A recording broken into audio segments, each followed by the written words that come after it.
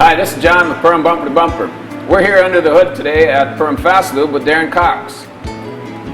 Darren, today we're going to talk a little bit about fuel injection and if you've got a service engine light on that indicates that maybe you've got a misfire or something going on with your engine. Today we're going to discuss a little bit of what people might be able to do to cure that problem.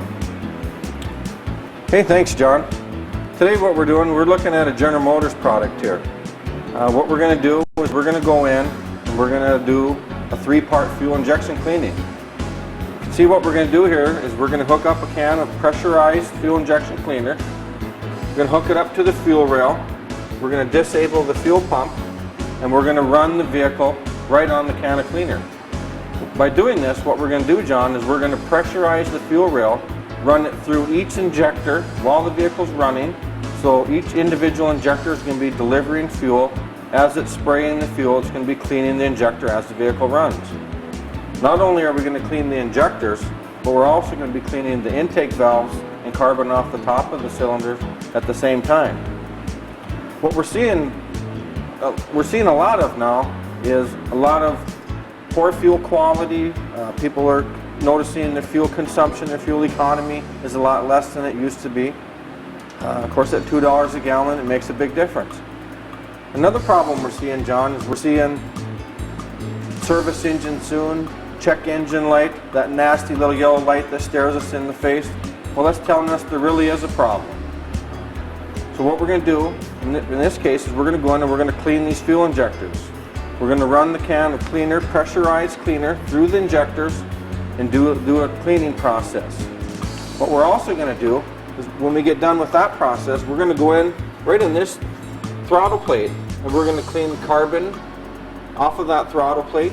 A lot of customers have been complaining that they're experiencing an off-idle, sticky accelerator with the icy conditions, things like that. That gets to be a real problem. That's something else that we're going to take care of along with cleaning the fuel injectors.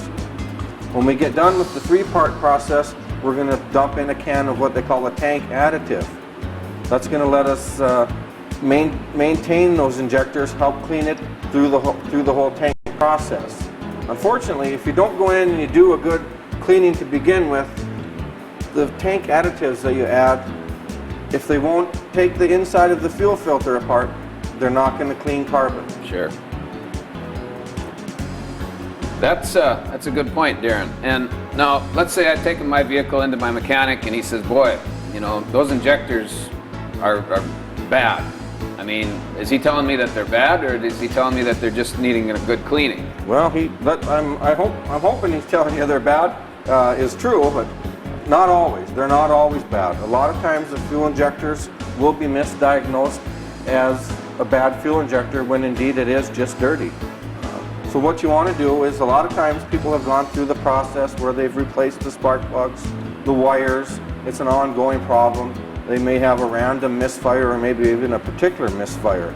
You can actually go in on an electronic fuel injector and you can check it electronically if it is opening and closing. That doesn't mean that it's working though. If it's opening and the injector is dirty, it may not work like it should. That's a good point. The injector may be opening, but there may be some particles in there that are not causing that injector to spray that proper amount of fuel in. Therefore, you're getting those big droplets of fuel that are coming in through the fuel rail. Your gas mileage is getting poor, not what it should be. And by cleaning those injectors out, you're going to get that fine mist, that perfect mist of gas, fuel into that intake. You're right, John, and that's what they call atomization. By getting a fan pattern off of that injector, you're going to be able to burn the fuel as a vapor rather than a raw fuel. Anytime you're dumping a raw fuel in, what we call it in the shop is straight streaming fuel injector. That's something that this will definitely help cure. That's good. Thanks, Darren. So, if you've been told that maybe your injectors are getting real bad, try out this Power Fuel Injection Clean, and this may solve your problem and get you back on the road.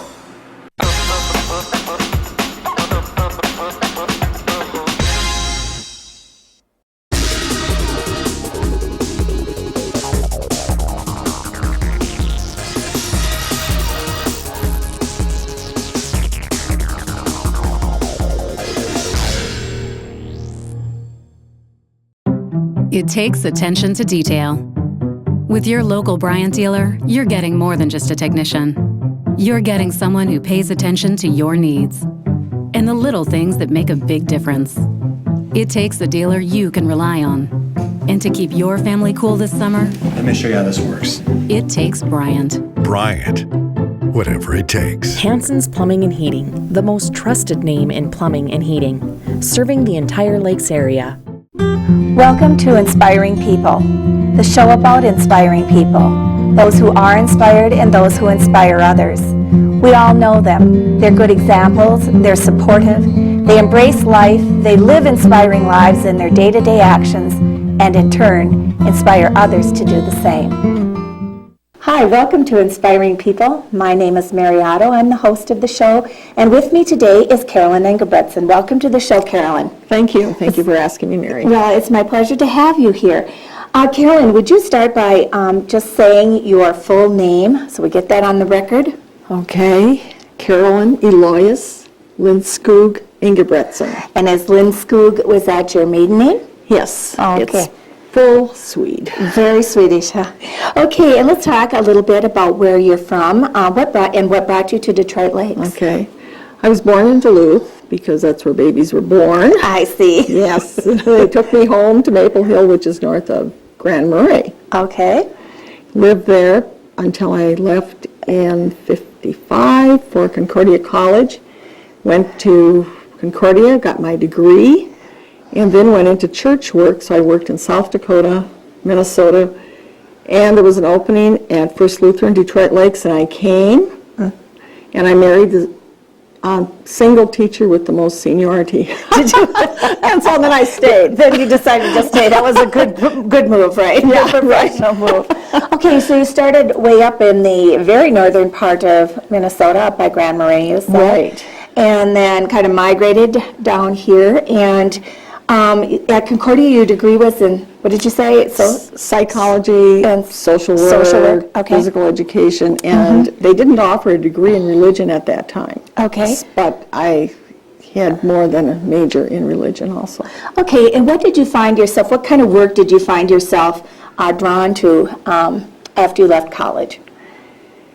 I went with the intent that I was going to be a parish worker, Oh, director okay. of Christian education. That was my goal, and that's what I did. And where did you do that? Where did you work? I was at First Lutheran in South Dakota, Brookings, South Dakota. Okay. Worked with the college students also, and then went from there to Breckenridge, from Breckenridge to Detroit Lakes. Okay, and how long have you lived in Detroit Lakes? Moved here in '63. 1963, okay. Well, if I were to ask you right now, you're very active, and what your career is now, how would you define that? I always tell people I'm a professional volunteer. Okay. Is there a job out there? That can do. So what sort of activities do you find yourself liking to do as a volunteer? Well, it seems like I serve on a lot of boards that have Okay. meetings, but you know, I do enjoy meetings. Well, that's great. If you're going to be at a lot of them, that's a good thing to enjoy them, Yes, right? yes. What sort of boards have you been on, or what sort of organizations? Well, I'm very active in my church, Okay. and so I serve all things. I said I reached the Peter Principle by becoming treasurer of the Northwest Minnesota Synod, Synodical Women. Oh. And so that's a huge time volunteer job. But I'm organist, Sunday school superintendent, and all those things. And then outside of the church, I'm also on the Thrivent board this Okay. time, president. And I got involved with the senior network. I guess I'm a senior now. So It happens. it happens, yeah.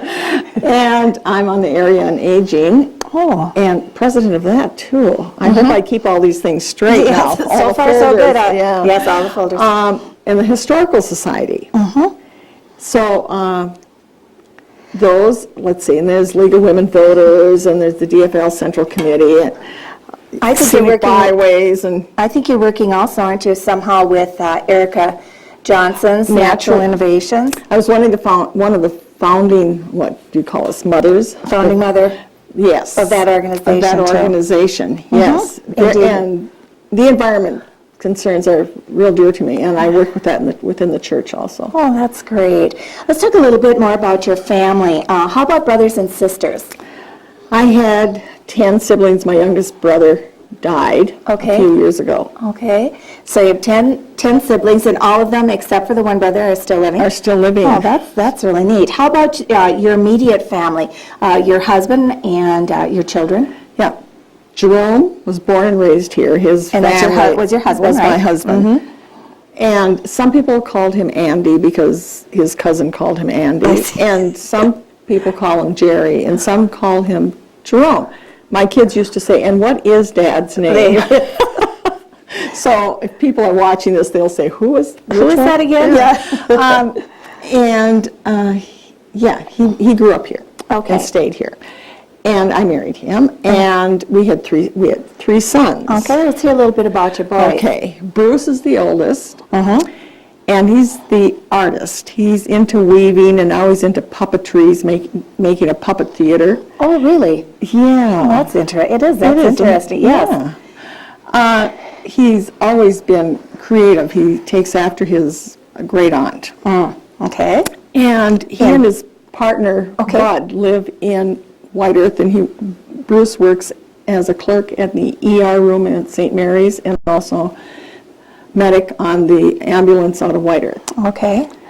And then there's John in the middle, and he's single, but is a psychologist clinician in Colorado, shoveling himself out of a snowstorm. Yes. And Mark, the youngest, lives in Duluth with his significant other, Laurel, and they have a little boy, Jonah. And Mark works with the homeless youth in Duluth. Oh, He's a social worker. So it sounds as though they're all service-oriented, probably grew up in an environment where that was, demonstrated and so on. I keep reminding them that when we had family devotions that we often prayed that God would put us where people needed us. And so they're a direct answer to prayer. Well, we haven't talked much yet about your aspirations, what you wanted to become, what you want, and so on, or some experiences that you've had directly. But I know that along with the other things that you've talked about, you have been active in politics in the city and so on. And why don't you talk a little bit about that? You were were a forerunner for many young women who are now doing the same thing.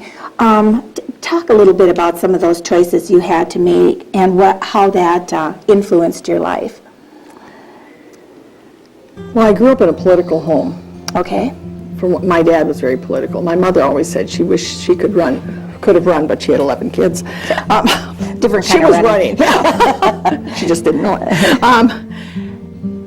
My husband was treasurer of the township, and I did the books, so he decided I should be the treasurer. So I ran for that and then became the supervisor. And then I'm president of the Township Association, the only woman who's ever been president of the association.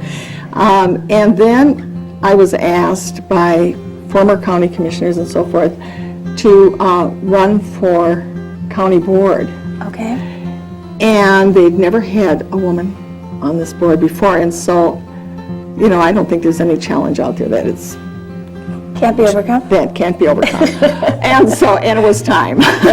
So I ran and became county commissioner from District 1. Okay, and you know what? I think what we're going to do, Carolyn, is we're going to stop right there and kind of tantalize people with the part 2 of my interview with you. So let's stop right here with this discussion, and we'll pick up with the rest of this very interesting woman's life when we continue with the second part of our interview.